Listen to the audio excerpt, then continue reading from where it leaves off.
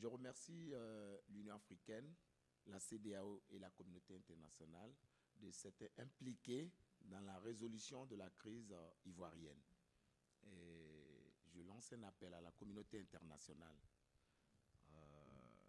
La Côte d'Ivoire en souffre aujourd'hui.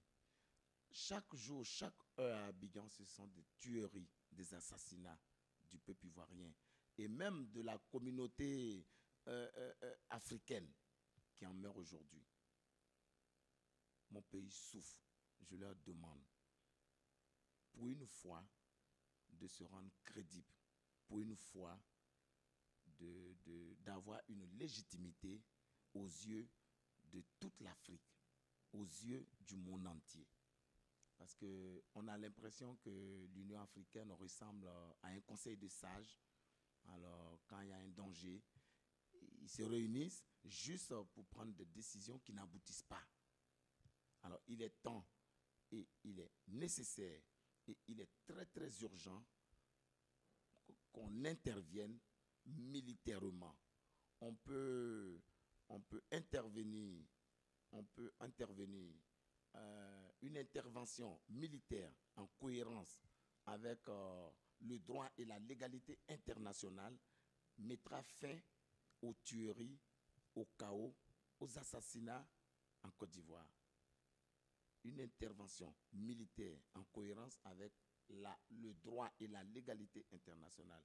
Parce que l'ex-président Gbagbo Laurent a toujours été un président légal d'une légalité opposée à la légitimité populaire. Ça, vraiment, j'en profite, je lance un message à la jeunesse patriotique, à mes frères patriotes. L'heure est grave. L'heure est grave. Jeunesse de Côte d'Ivoire, vous me reconnaissez très bien. J'ai été pendant 10 ans très, très, très proche de Gbagbo Laurent. J'ai même donné ma vie pour lui. Chef force de défense et de sécurité, il est temps que vous pensez, que vous vous réveillez. Vous pouvez mettre fin à tout cela. Je vous demande de ne pas tirer sur nos parents. Chers jeunes patriotes, je vous demande de ne pas assassiner, de ne pas brûler. Vous versez de l'essence sur des êtres humains, vous les brûlez. Chers forces de défense et de sécurité, arrêtez ça. Arrêtez le massacre.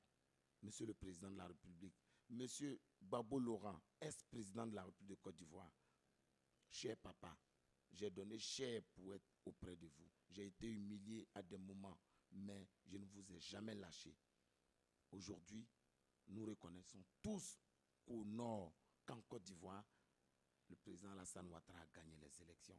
C'est pourquoi j'ai choisi la voie de la vérité. J'ai choisi la voie de la vérité. Mais il y a trop de tueries. Cher papa, mettez fin à cela, s'il vous plaît. Je vous demande pardon. Je vous demande pardon. La Côte d'Ivoire ne mérite pas ça.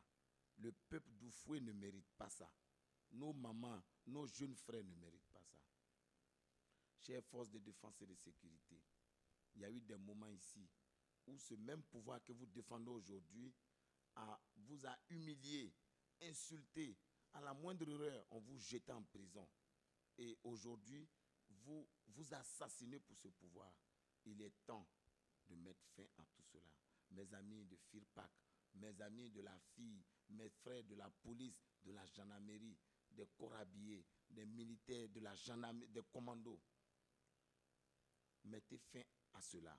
La Côte d'Ivoire en souffre aujourd'hui. Je vous en supplie. Il est temps de mettre fin aux assassinats. Il est temps de mettre fin aux tueries de nos mamans, des enfants.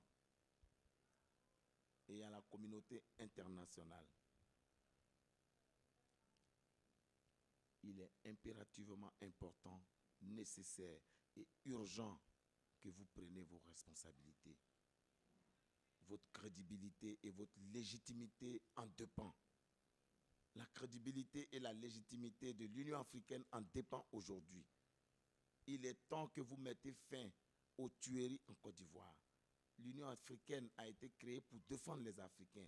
Mais à aucun moment nous avons senti que l'Union africaine défend. Ils prennent toujours des résolutions dans des bureaux climatisés et après, ça ne suit pas sur le terrain.